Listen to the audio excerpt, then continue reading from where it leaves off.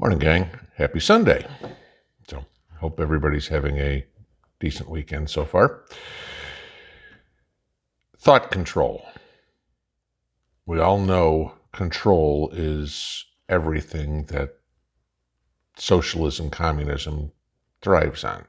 Okay? We know that that is everything that is going on with the New World Order, whole nine yards, is all about control, control, control. You'll own nothing and be happy. They want to take the power from the people and concentrate it into a few self-appointed kings, I guess, for anything else. The United States isn't far behind a lot of these countries. I mean, we know Australia has turned into a prison state, and I mean, we don't even have to bring it up. I'm not even going to go into the politics of the Middle East or anything like that. I mean, that place is such a clustercluck. It has been for 1,000 years. So, I mean, I'm going to talk about Western society here, okay, where, for the most part, freedom has been the norm for decades at least, if not centuries. But like I said, Australia is a prison state. Canada, which used to be a very similar government to the United States, has decided that, I don't know, 1930s Germany is a better model. Okay. If you saw what was going on over the weekend, yesterday, in Canada in Ontario has now decided that book burning is a good thing, okay? Educators in Ontario held a flame purification ceremony for the local Indigenous population by burning about 5,000 books. Now, what were those books? I don't know. Okay. Obviously, they were something along the lines of, something that, oh my God, maybe, I don't want to say harmful, but talk about the Indigenous people. Okay. That would be it. Now, I'm going to give you this. The United States ain't far behind. These are the most common books that are banned in schools in the United States. 1984. I've read it. I've read all these in school, okay? Granted, when I was in school. It was somewhere in high school. 1984. The Adventures of Huckleberry Finn. Okay? Why? Because, racism in it. The Catcher in the Rye. Okay? Read that in high school, too. The Color Purple. Never read the book, but hell, they made a movie out of it. Oprah Winfrey and Whoopi Goldberg were in this, but the book is banned. The Great Gatsby.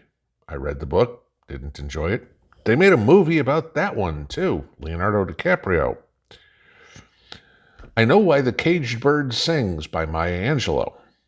Read that one, too. Lord of the Flies.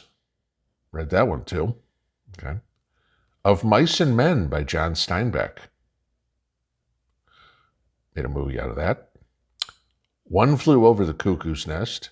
That was actually the first movie I ever saw outside the house. That was when I was a kid. My folks took us to a drive-in. Actually, it's the only time I've ever been to a drive-in and saw the movie One Flew Over the Cuckoo's Nest. And To Kill a Mockingbird by Harper Lee. Those books are banned now in schools in the United States. Why? Offensive language. Gone on TikTok lately, gone on Twitter lately. What teenage kid doesn't know, doesn't have a vocabulary of 4-letter words? Okay. Sexually explicit. Really? Okay.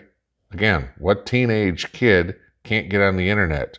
The biggest industry on the internet always has been and always will be porn. Okay. So sexually explicit comments and say the color purple are going to be more offensive to a teenage boy than, oh, I don't know, what is it, OnlyFans going there? Right. Okay. Of course, they've got to talk about racial slurs and racism and everything like that. It's a sign of the times. Okay. You think about when some of these books were written. Okay.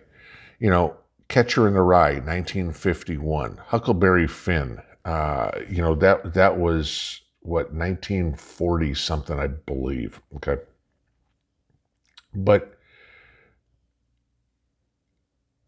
it's just insane that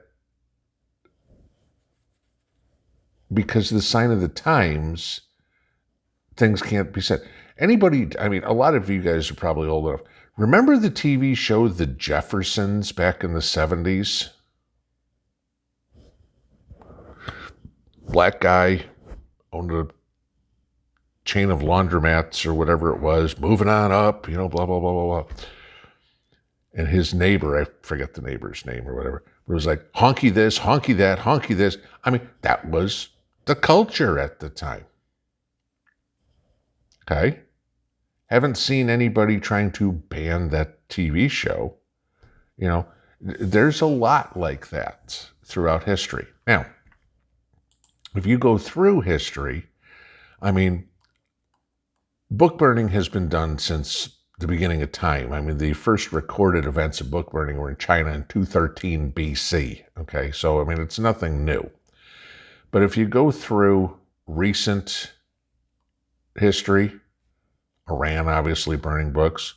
In 1956, the United States was burning books. 60s and 70s, China was burning books. Chile in 73, the United States burning Kurt Vonnegut's The Slaughterhouse-Five in 1973. These are not banned. This was book burnings. Okay, Sri Lanka, Georgia, Bosnia, again the United States again. Egypt, India, again the United States again. Harry Potter books were burned, guys.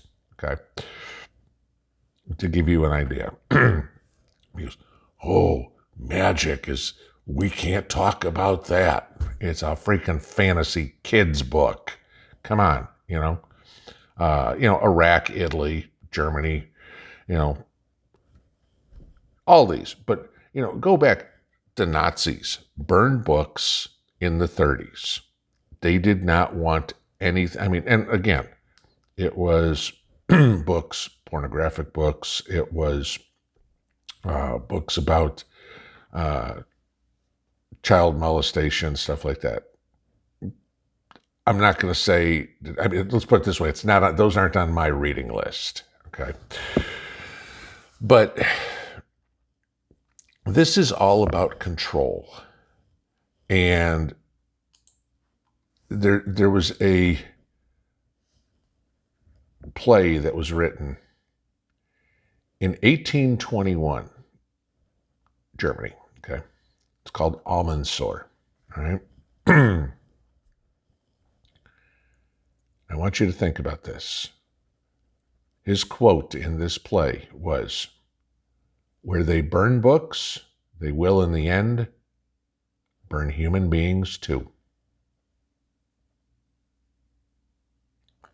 Think about that. Thought control. I don't want you to read any of this stuff. What's next? Well, I can't read it, but if I speak it, pitchforks, torches, burn at the stake. Is it a possibility? The way these socialist communists do things in their history, yeah, very big possibility. They've done it before. It's the playbook.